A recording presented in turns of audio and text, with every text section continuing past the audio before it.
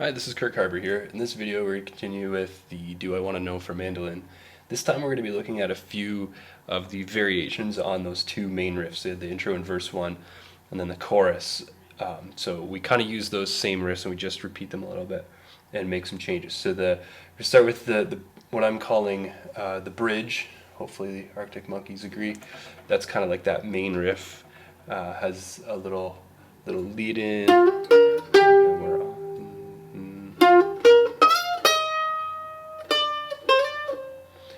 Alright, so it's just that main riff that you had there. Oh, I missed that little slide there. 3 to 5. Alright, so that's similar to before. Alright, so down here it says this bar is different. So what's different about it? Alright, so if we look above in the previous one up here, so we just a little bit of different rhythm at the end here. 3, 4, So here it's a little simpler.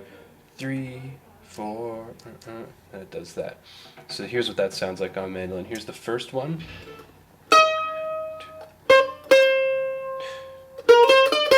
And here's the second one on the mandolin.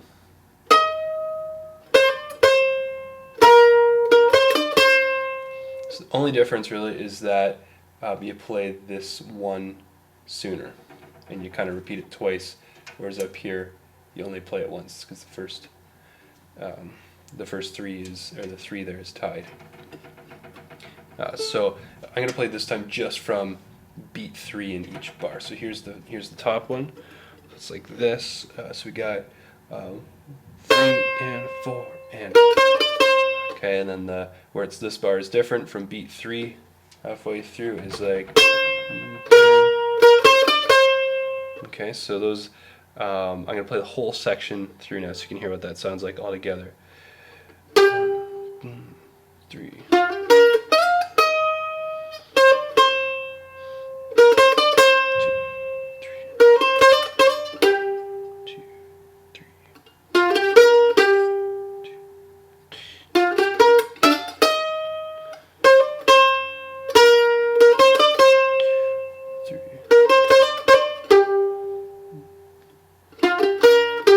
And then we'll be into the next verse there. Alright, so that's one different part. The other different part we're going to be looking at is over the page. Well, actually, there's also this second verse too, where the bass plays that riff there. So the mandolin can be out, and it can come back in here, which is just the same as the first verse riff. It even has the same ending as the first verse, or as the first verse and the end of the chorus. Those last two bars. All right, so next different part we have chorus. That's just like the other one. Bridge, same thing. It says this bar is different. That's like that one we just looked at a minute ago. Here is an optional mandolin riff that can come in and play for the rest of the song, from the ending chorus all the way to the end.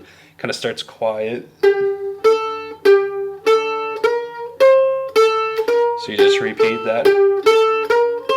You can start it quiet,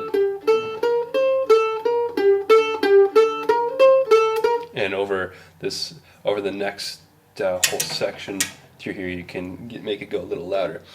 All right, so if you are not doing that optional riff and you continue with the main riff, the next big thing you're going to need to know is this bar is different too.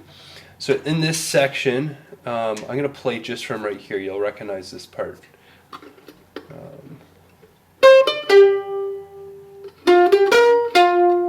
So usually it goes like it did up here, da da da 5, and here it goes da da da 3.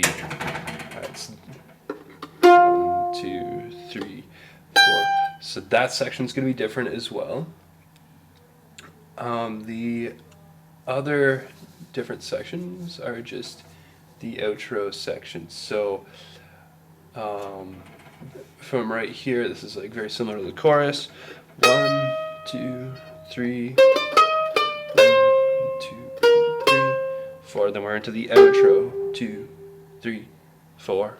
2, 3. And it repeats again. 1, 2, it's the second time. 1, 2, 3. We're gonna play it one more time. 1, 2, 3, 4, and 1, 2, 3, 4. Then the last outro is very simple. You just hold on that G for 4 beats, which is your 5th fret on the 3rd string, 3rd or 4th finger. 1, 2, 3, 4. 1, rest. So 1, rest, and that's the end. So just a few variations on those 2 main riffs, and then you pretty much have the song.